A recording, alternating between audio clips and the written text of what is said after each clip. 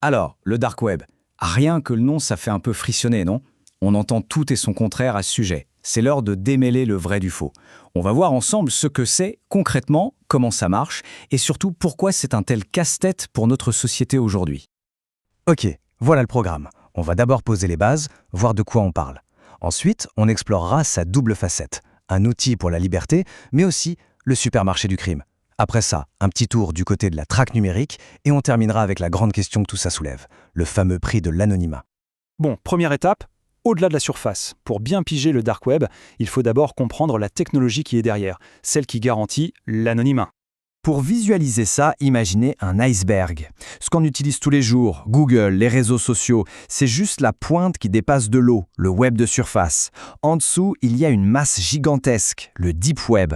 C'est là que se trouvent les boîtes mail, les comptes en banque, tout ce qui n'est pas public. Et puis, bien caché dans ce deep web, il y a une toute petite partie, chiffrée, secrète. Ça, c'est le dark web.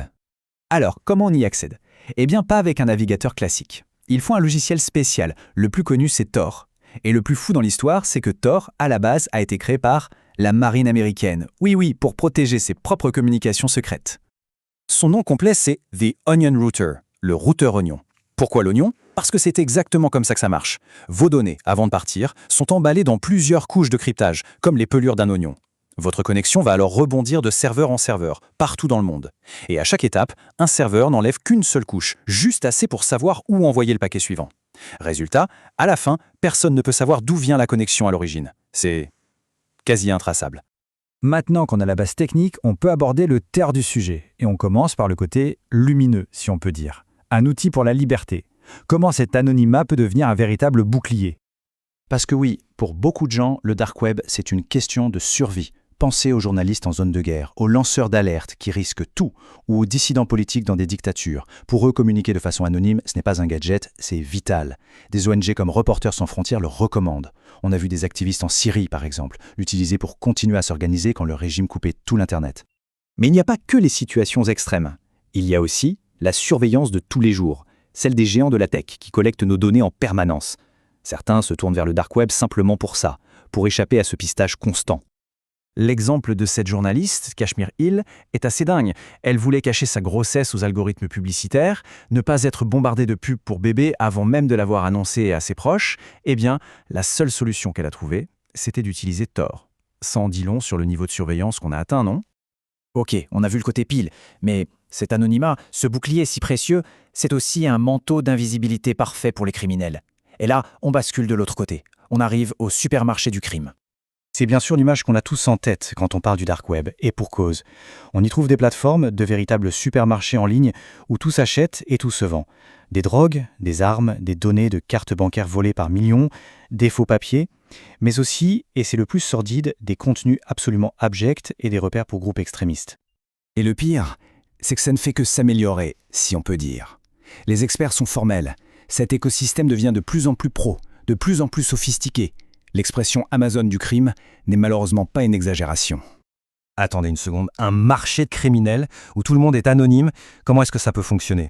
Comment savoir si on ne va pas se faire arnaquer en achetant quelque chose d'illégal? C'est une excellente question. Et la réponse est qu'ils ont tout simplement copié les sites de e-commerce qu'on connaît bien. Ils ont des systèmes de notation des vendeurs, des commentaires d'acheteurs et surtout un système de tiers de confiance. En gros, l'argent n'est pas versé directement au vendeur. Il est bloqué par la plateforme et n'est débloqué que lorsque l'acheteur confie qu'il a bien reçu son colis. C'est fou, mais ça marche. Face à cette économie souterraine, évidemment, les forces de l'ordre ne restent pas les bras croisés.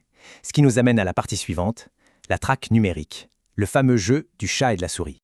Malgré toute la technologie, l'anonymat total, ça n'existe pas vraiment. C'est pas une cape d'invisibilité infaillible. La preuve, des gros bonnets tombent, des plateformes entières sont fermées par le FBI ou Europol. Alors, comment ils se font prendre? La réponse est souvent décevante de simplicité. Ce n'est quasiment jamais la technologie Tor qui est hackée, c'est l'humain qui fait une erreur bête. Et des erreurs, il y en a plein de classiques. Utiliser le même pseudo sur le dark web et sur un forum public, laisser des données de géolocalisation sur une photo postée, oublier de brancher son VPN, et surtout, le maillon faible, c'est le lien avec le monde réel. Une livraison postale à une vraie adresse, ou le moment où on essaie de convertir ses bitcoins en euros sur un compte en banque. C'est là que tout peut basculer. Et tout ça, ça nous ramène à la question de départ. au dilemme fondamental, le prix de l'anonymat. Parce qu'il y a un prix à payer, d'un côté comme de l'autre. D'un côté, on l'a vu, il y a la liberté. Le Darknet comme un espace de survie démocratique, une plateforme essentielle pour ceux qui n'ont pas le droit de s'exprimer. Pour eux, l'anonymat, c'est une question de vie ou de mort. Et de l'autre, il y a ce que les enquêteurs décrivent comme un cauchemar, une zone de non-droit où les pires trafics peuvent prospérer, où les prédateurs peuvent s'organiser, le tout à l'abri des regards. On a donc cette épée à double tranchant. Ce qui est une protection pour les uns, le droit à la vie privée, la liberté d'expression, devient une menace pour les autres. Les marchés illégaux, les communications terroristes, c'est la même technologie, le même anonymat. Alors la question reste entière. Cet anonymat total en ligne, faut-il le considérer comme un droit fondamental, un pilier de nos libertés à l'ère numérique, ou est-ce une menace trop grande pour la société, une porte ouverte à des dérives qu'on ne peut pas tolérer? Il n'y a pas de réponse simple.